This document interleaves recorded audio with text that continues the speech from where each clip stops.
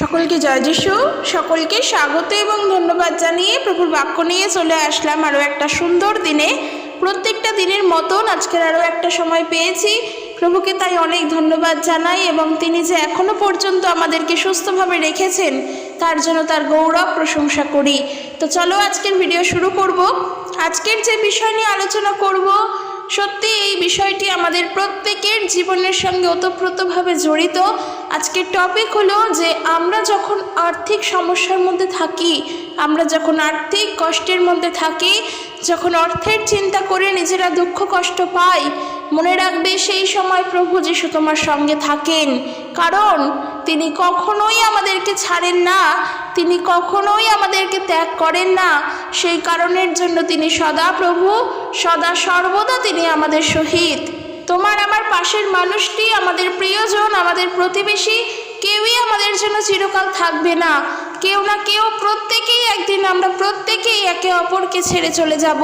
কিন্তু মনে রাখবে, যিনি তোমাকে ছেড়ে কখনোই যাবেন না তিনি হলেন ঈশ্বর, তিনি হলেন সদাপ্রভু, তিনি হলেন মঙ্গলময় পিতা।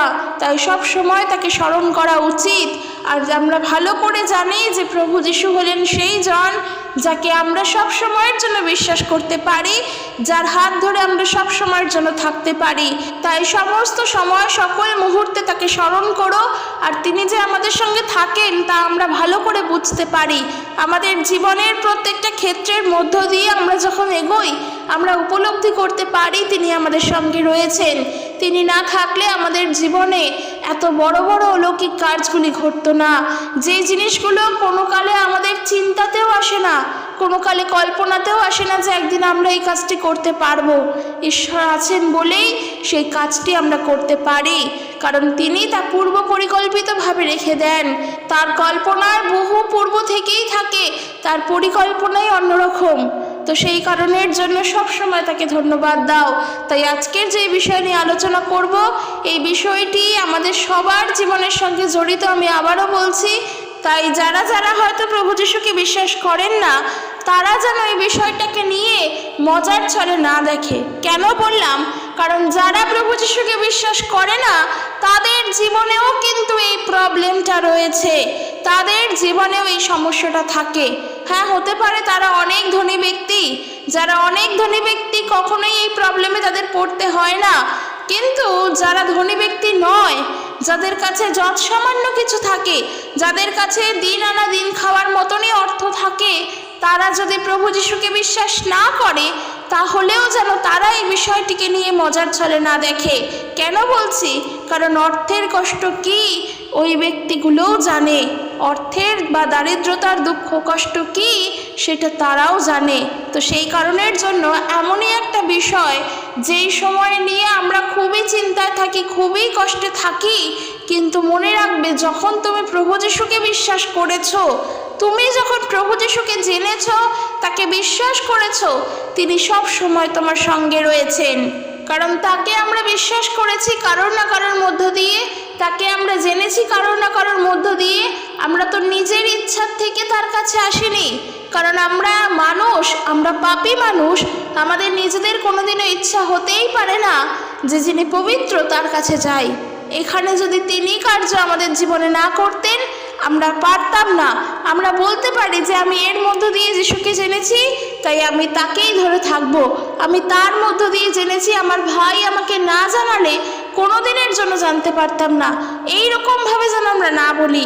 কারণ তোমার জীবনের জন্য যদি তার কোনো পরিকল্পনা থাকে, তোমার ভবিষ্যৎ নিয়ে, তোমার জীবন নিয়ে, তোমার বর্তমান নিয়ে যদি ঈশ্বরের বিশেষ কোনো পরিকল্পনা থাকে, তাহলে তুমি যেই প্রান্তেই থাকো না কেন, প্রভু তোমাকে আহ্বান জানাবেন, প্রভু তোমাকে ডেকে নেবেন। আর তার ডাকে তুমি সাড়া দিতে বাধ্য। কেন বাধ্য? কারণ তোমার জীবনে তার পরিকল্পনা আছে। এইটা তুমি জানো না, এটা তুমি জানো না, এই বিষয়ে তোমার জ্ঞানই নেই। কিন্তু তুমি তোমার অজান্তেই তার ডাকে সাড়া দেবে, কারণ তিনি তোমাকে নিজের করে নিয়েছেন। তাই তার আপনজন হয়ে থাকা মানে তার হয়ে থাকা, তার সঙ্গে যুক্ত থাকা। আজকের বিষয় আমার এটাই, যখন আমরা অর্থের কষ্টে থাকি, জানবে তোমার গৃহেতে প্রভু যিশু আছেন, কারণ তাকে তুমি বিশ্বাস করেছ, তার সঙ্গে তুমি যুক্ত রয়েছ। আর এই যে আমরা যুক্ত থাকব, তার জন্য আমাদের যা যা দরকার আজকে সেই বিষয়গুলো নিয়েও জানবো। দেখো, যুক্ত থাকা মানে এমনটা না যে আমার কাছে যিশুর নাম আছে, আমি সেই নাম নিয়েই চলবো, তার মানেই আমি যুক্ত আছি, আর যা যা করছি করে বেড়াবো, কোনো সমস্যা নেই। না, যুক্ত থাকা মানে এটা নয়। তাহলে যুক্ত থাকা মানে কি? তার সঙ্গে যুক্ত থাকা মানে তার বাক্যে যুক্ত থাকা, কারণ আমরা জানি তার বাক্যই হলেন তিনি। এই বাক্যই হলেন ঈশ্বর। আদিতে ঈশ্বর ছিলেন না, আদিতে বাক্য ছিলেন, বাক্য ঈশ্বরের কাছে ছিলেন এবং বাক্যই ঈশ্বর ছিলেন। এই বাক্যে যুক্ত থাকতে হবে। তাই প্রত্যেক দিন তুমি যেমনই পরিস্থিতির মধ্যে থাকো না কেন, আজকের বিষয় অনুসারে তুমি তোমার আর্থিক দুর্বলতা, আর্থিক কষ্টের মধ্যে থাকো না কেন, প্রত্যেক দিন ঈশ্বরের বাক্যকে ধ্যান করো। এই ধ্যান করার অর্থ হলো মেডিটেশন করা। আমরা জানি অনেক বড় বড় পুরুষেরা রয়েছেন, মহাপুরুষেরা রয়েছেন, যারা ধ্যানমগ্ন হতেন, যারা মেডিটেশন করতেন, এবং এই মেডিটেশন এখনো হয়। মানুষ নিজেকে নিজে ভালো রাখার জন্য মেডিটেশন করে, নিজের মনকে সুস্থির করার জন্য, নিজের মনকে শান্ত করার জন্য ধ্যানমগ্ন হয়। এইরকমভাবে নানান রকমের এখন অনেক কিছু রয়েছে। কিন্তু আমি যেটা বলবো, তোমার পরিস্থিতি যেমনই হোক না কেন, সেটা তোমার যত সমস্যার থাকুক, যত দুঃখের থাকুক, যত কষ্টের থাকুক, তুমি ঈশ্বরের বাক্যকে ধ্যান করো। এই বাক্য হবে তোমার ধ্যান করার বিষয়। আর তার জন্য প্রত্যেক দিন একটা করে হলেও বাক্য পড়তে হবে। ঈশ্বরের বাক্য, বাইবেল পথ আমাদের পড়তে হবে। এবং ওই যে তুমি পড়বে, ভোরবেলা বলো বা রাত্রেবেলা, যেই সময় পড়ো না কেন, ওই পথটি হবে তোমার সারা দিনের জন্য প্রকৃত খাদ্য। অর্থাৎ যখন তুমি সেই বাক্য পড়বে এবং সেই বাক্য নিয়ে চিন্তা করবে আর বুঝবে যে প্রভু তোমাকে কি বলতে চান। যেমন আমি উদাহরণস্বরূপ বলছি আজকের টপিক অনুসারে, যেমন যে যখন আমরা অনেক দুঃখ কষ্টের মধ্যেই রয়েছি, আর্থিকতার দুঃখ কষ্ট আমাদের জীবনে অনেক বড়, তখন আমরা এই বাক্য পড়ব, হে পরিশ্রান্ত ভারাক্রান্ত লোক সকল আমার নিকটে আইসো, আমি তোমাদিগকে বিশ্রাম দিব। প্রভু যিশু এই বাক্য বলেছেন। আর এই বাক্য যখন আমরা স্মরণ করব, তখন আমরা শক্তিপ্রাপ্ত হব, কারণ বাক্যই তখন আমাদের শক্তি প্রদান করবেন। প্রভু তার বাক্যের দ্বারা আমাদের জীবনের জন্য কথা বলবেন। আমরা জানি যে প্রভু আমাদের অন্তরে বাস করেন। আমরা জানি যে এই অন্তর আমরা প্রভুর জন্য রেখেছি, আর তা প্রকৃতভাবে সত্য। এখানে কোনো ভনিতা নেই, এখানে কোনো ছলনা নেই। এই অন্তর প্রকৃতই প্রভুর জন্য রয়েছেন। আর প্রভু জানেন যে সত্যি আমরা এখানে কোনো ভান করছি না, আর তখন তিনি সেই হৃদয়কে প্রকৃতভাবে শুশ্রূষা করেন। যদি সেই হৃদয় ভগ্ন হৃদয় থাকে, প্রভু তখন তা সারিয়ে তোলেন। আমরা জানি তিনি আমাদের ভাঙা হৃদয়কে জোড়া লাগান। তাই আজকের একটা কথা বলছি যে আমাদের জীবনে অর্থ না থাকতে পারে, অর্থের সমস্যা থাকতেই পারে। আমরা সবাই বড়লোক নই এই পৃথিবীতে, কিংবা আমরা সবাই গরিব দরিদ্র নই। আমাদের যা আছে, যেটুখানি প্রভুর দয়ায় পেয়েছি, সেটা আমাদের জন্য যথেষ্ট, সেটা আমাদের জন্য অনেক। কিন্তু যারা আমাদের অনেকটাই সমস্যা হয়ে যায় এই অর্থের জন্য, আমরা হয়তো সমাজ থেকে নিজেদেরকে সরিয়ে রাখি। আমরা চেষ্টা করি তাদের সঙ্গে না থাকার, তাদের সঙ্গে না মেশার, কারণ তারা চিন্তা করে অর্থের বিষয়। আমাদের অর্থ নেই, তাই আমরা চিন্তা করতেও পারি না। আমি বলতে চাই, তার জন্য দুঃখ পেও না, তার জন্য ভয় পেও না, তার জন্য সাহস হারিও না, কারণ তুমি জেনে রাখবে তোমার জীবনে যিনি রয়েছেন, যাকে তুমি পেয়েছো, তোমার আপনজন তোমাকে ত্যাগ করলেও তিনি তোমাকে ত্যাগ করবেন না, কারণ তিনি হলেন সদাপ্রভু। তাই তো আমরা ঈশ্বরের বাক্য যদি পড়ি, গীত সংগীতা তার 46 গীত 1 পদ, সেখানে বাক্য এরূপ বলছে, ঈশ্বর আমাদের পক্ষে আশ্রয় ও বল, তিনি সংকটকালে অতি সুপ্রাপ্য সহায়। অতএব আমরা ভয় করিব না, যদ্যপি পৃথিবী পরিবর্তিত হয়, যদ্যপি পর্বতগণ টলিয়া সমুদ্রের গর্ভে পড়ে। কি বলছে? আমরা ভয় করব না। যতদিন না পৃথিবী পরিবর্তিত হয়, ততদিন আমরা ভয় করব না, কারণ ঈশ্বর আমাদের পক্ষে আশ্রয় এবং বল। শুধু যে আশ্রয় তা নয় যে আমরা তার কাছে গিয়ে আশ্রয় নিলাম আর শান্ত থাকলাম, না, শুধু শান্ত থেকে পড়ে থাকলে তো হবে না, কাজ করতে হবে। তার জন্য শক্তি প্রয়োজন, দুর্বলতায় তো শক্তি দরকার। সেই বল হলেন প্রভু ঈশ্বর। তাই কারণে বলছে তিনি সংকটকালে অতি সুপ্রাপ্য সহায় হন। তিনি সুপ্রাপ্য, যেটা আমাদের জন্য সব থেকে দরকার, যেটা আমাদের প্রয়োজন, সেটা তিনি জানেন। আর যখন আমরা সংকটকালে থাকি তিনি আমাদের সহায় হন। সত্যি মানুষের দুঃখের সময় মানুষ এমনই একজনকে চায় যে কিনা তার দুঃখ দূর করতে পারে, ঠিক কিনা? আজকের মনে করো তুমি হসপিটালে অসুস্থতায় ভর্তি হয়ে রয়েছো, তোমার কাছে যথেষ্ট পরিমাণ অর্থ নেই সেই রোগ সারানোর জন্য। তুমি এমনই একজন কাউকে খুঁজবে, তুমি এমনই কিছু ভাববে যে ইস, যদি কেউ আমাকে সাহায্য করতেন, যদি এই সময় কেউ আমার বিলটা একটু মিটিয়ে দিত, কি আমার ওষুধগুলো কিনে দিত, আমার তো অর্থ নেই, কেউ যদি তার অর্থে দ্বারা আমাকে একটু হেল্প করতো। এই যে আমরা এই সহায়কে খুঁজি, এই সহায় আমাদের দরকার লাগে। তাই সেই সময় বা সেই মুহূর্তে যদি কেউ এমন হয়ে আসেন, তাকে আমরা ভগবান সম বলি। এই যে ডাক্তারবাবুরা যারা দিন রাত প্রত্যেক নিয়ত হাজার হাজার রোগীকে সুস্থ করে তুলছেন, এই ডাক্তারবাবুরা তো আমাদের কাছে ঈশ্বর তুল্য, কারণ তারা মানুষের জীবনকে আবার ফিরিয়ে দিচ্ছে। আজকের অনেক বড় রোগ ব্যাধি নিয়ে আমরা ডাক্তারের কাছে গেলাম, তা আমাকে সে ওষুধ দিল, সেই ওষুধ খেয়ে আমি ভালো হয়ে গেলাম, আমি অনেক তাড়াতাড়ি সুস্থ হয়ে উঠলাম। তখন ডাক্তারকে ধন্যবাদ দেওয়া ছাড়া তো আমাদের কিচ্ছু থাকে না। এই যে এই সহায় যে চাই, এই যে সুপ্রাপ্য একজন কাউকে দরকার, যে এই কঠিন সময় একদম উপযুক্ত, এই সহায় হলেন ঈশ্বর, যাকে তুমি সব সময় স্মরণ করতে পারবে, যিনি তোমার আশ্রয়, তোমার বল। তাই কোনো সময়, কোনো মুহূর্ততেই, কোনো পরিস্থিতিতেই ভেঙে পড়লে চলবে না, কোনো সময় ভয় পেলে চলবে না, কারণ আমরা জানি প্রভু আমাদের সঙ্গে রয়েছেন। তিনি আহ্বান জানাচ্ছেন, তিনি আমাকে ডেকেছেন। আমি আজকে তাকে জানতে পেরেছি, তার আরাধনা করি, তার স্তুতি গান করি এবং মানুষের কাছে আমি তার কথা বলি। আর আমার জীবনে যখন এত বড় ঝড় আসছে, তিনি কি আমায় সাহায্য করবেন না? হ্যাঁ, তিনি করবেন, কারণ আমি যখন তার কথা প্রচার করছি, তার তো ধন্যবাদ দিচ্ছি। আর ওই যে বললাম, এই ধন্যবাদের মধ্যে কোনো ভনিতা নেই, কোনো ছলনা নেই, মানুষকে দেখানোর জন্য তার ধন্যবাদ দিচ্ছি না, মানুষের কাছে নাম পাওয়ার জন্য কিংবা আমি ঈশ্বরকে ভালোবাসি এই দেখানোর জন্য ঈশ্বরকে ধন্যবাদ দিই না। আমরা যা দিই অন্তর থেকে দিই, প্রভু ওই অন্তর দেখতে পান, তিনি অন্তর্যামী, তিনি ওই হৃদয় দেখতে পান। তো সেই কারণের জন্য তুমি যখন চারিদিকে প্রভুর কথা বলো, প্রভু তোমার সহায় এমনিই থাকেন, প্রভু তোমার সহবর্তী থাকেন, তিনি তোমার অনেক কাছে, তোমার দূরে নয়। তাই তাকে বিশ্বাস করে তার প্রতি আমাদের সব সময় সর্বমুহূর্তে আস্থা রাখতে হবে।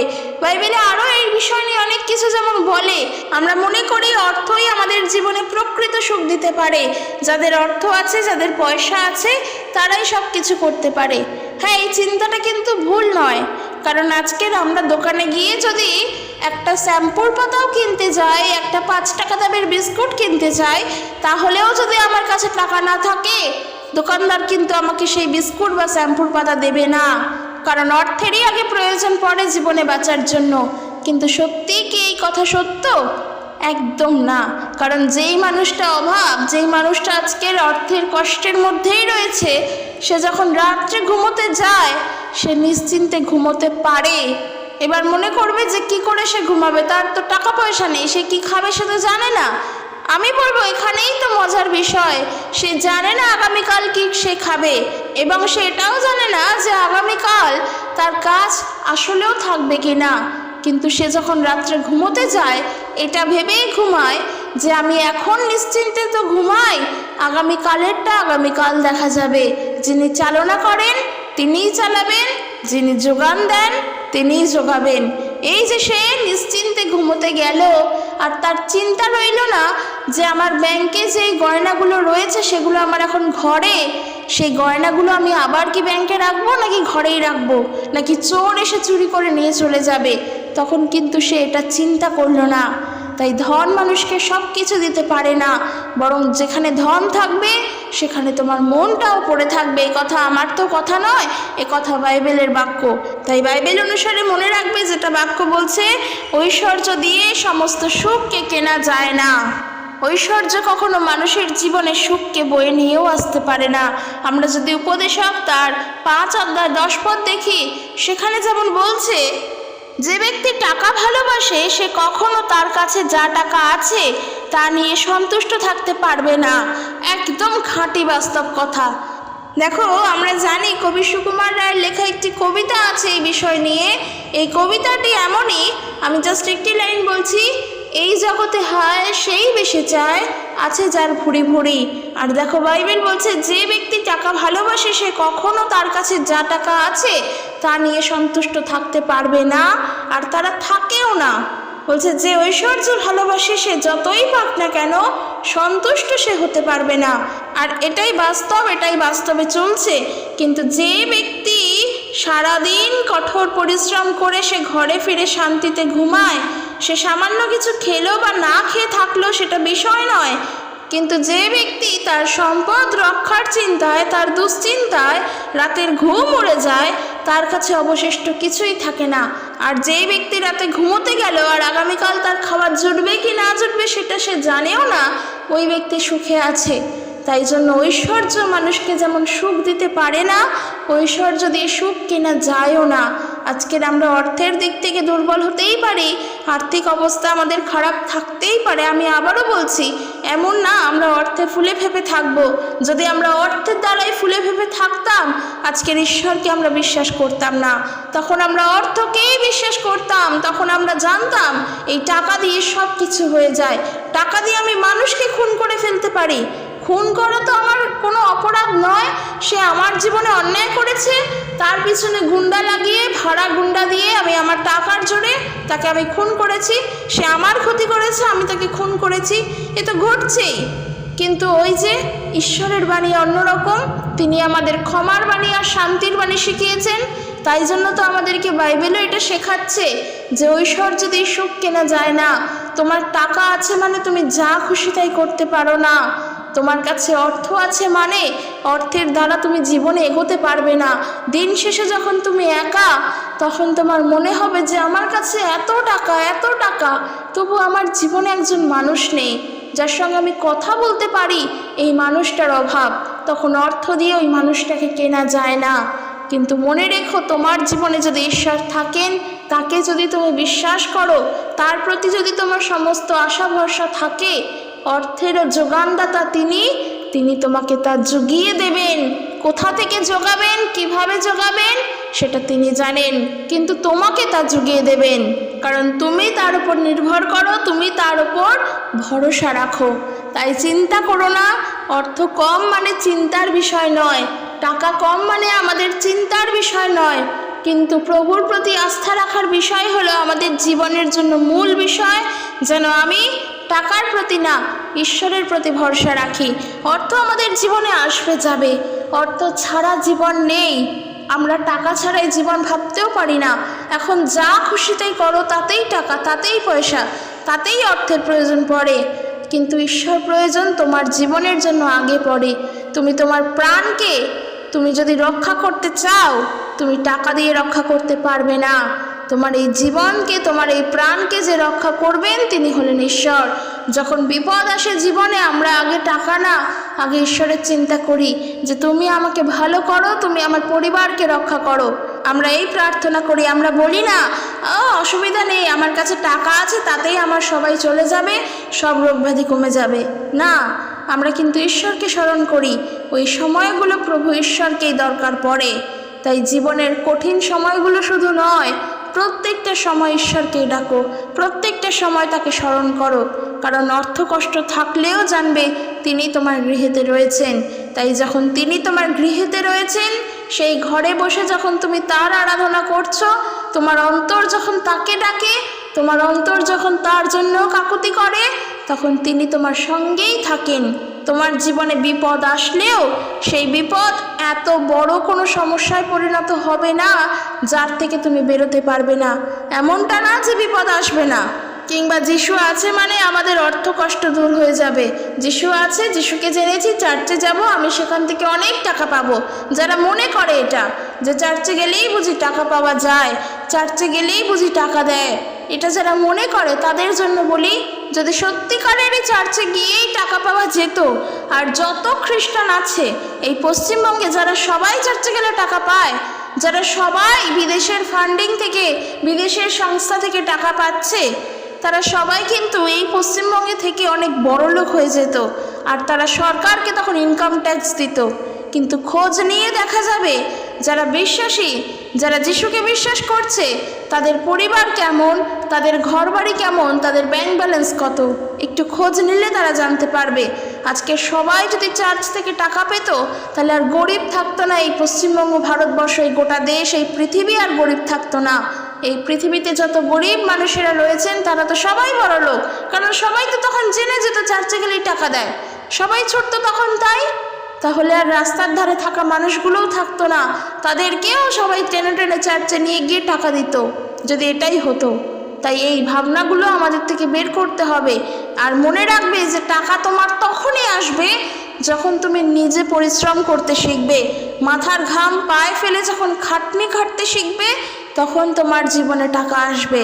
আর এই যে পরিশ্রম, এই পরিশ্রমের যে মূল্য পাবে তা সততায় করা মূল্য, তা কোনো রকমভাবে খারাপ কাজের দ্বারা না, অসৎ পথের দ্বারা না, দুর্নীতির দ্বারা না, আরও খারাপ যে সমস্ত কাজ আছে সেগুলোর দ্বারা না। আর ঈশ্বর তখন তোমার সহায় থাকবেন, তিনি দেখবেন যে তুমি দিন রাত খাটছো। তবে এখানেও একটা কথা বলতে চাই, এই দিন রাত খাটছি মানে আমার অর্থের দরকার, আমি টাকা ইনকাম করব, জীবনে দাঁড়াবো, আর তার জন্য আমি প্রত্যেক দিন পরিশ্রম করছি। এই পরিশ্রম করতে করতে যেন আমাদের ধ্যান ধারণা তখন পাল্টে না যায়, কারণ আমরা যেন সেই সময় আবার অর্থের প্রতি আসক্তি হয়ে অর্থ লোভী না হয়ে উঠি, লোভ যেন না চলে আসে। কারণ এই লোভ যদি আবার চলে আসে, তাহলে ঈশ্বরের প্রতি তুমি বড় লোক হয়েও তোমার যতটুকুনি বিশ্বাস থাকতো, কিংবা গরিব হয়েও যতটুকুনি থাকতো, একবার লোভ যদি চলে আসে, অর্থের প্রতি লোভ, তাহলে সেই বিশ্বাস তোমার সম্পূর্ণ ভেঙে যাবে, তোমার সেখানে মন্দতাও ঘটতে পারে। কারণ বাইবেল বলছে সমস্ত মন্দের মূলে রয়েছে অর্থের প্রতি আসক্তি। তাই তোমাদের জীবন, তোমাদের আচার ব্যবহার ধনাসক্তিবিহীন হোক। বাইবেল এই কথা বলছে, ঐশ্বর্যের প্রতি আমাদের আসক্তি যেন না হয়, যা দরকার সেটা নিয়েই যেন খুশি থাকতে পারি আর ঈশ্বরে বিশ্বাস করে চলতে পারি। তাই অর্থের দুঃখ, অর্থের কষ্ট, আর্থিক দুর্বলতাতে কোনো চিন্তা করো না, কোনো ভয় করো না, কারণ ঈশ্বর সদাপ্রভু তোমার সহায়। তাকে তুমি শুনো, তাকে ধ্যান করো, তার কাছে প্রার্থনা করো, তার পথে চলো, তিনি যা বলছেন তা শোনার চেষ্টা করো, দেখবে প্রভু সহায় আছেন, তিনি আমাদের সাহায্য করবেন। তো চলো এখানে শেষ করছি। ভিডিওটি কেমন লাগলো জানিও এবং ভিডিওটি সকলের কাছে পৌঁছে দিও। আর সকলে সুস্থভাবে থেকো। জয় যিশু, প্রেজ দ্য লর্ড।